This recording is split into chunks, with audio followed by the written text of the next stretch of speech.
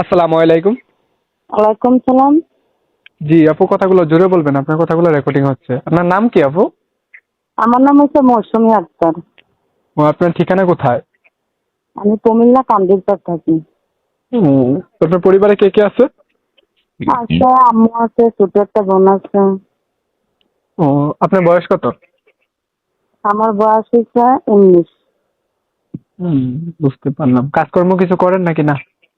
আমি সেলাই মেশিন এর কাম করি। তো প্রতিবেদনে আসলেন কি উদ্দেশ্য নিয়ে আমার দর্শককে একটু বলেন।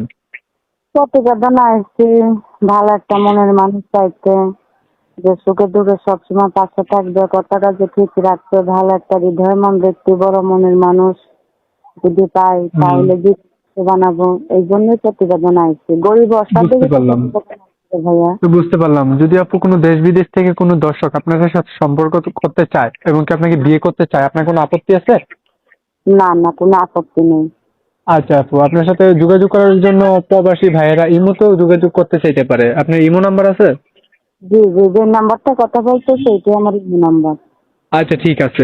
মোবাইলে তো সবকিছু বলা যায় না, আপনার ইমো নাম্বারটা এবং কি ফটোটা আমি ভিডিওর স্ক্রিনে দিয়ে দেবো। যদি কোনো দর্শক পছন্দ করে ফোন দিয়ে ধরে কথা বললেন।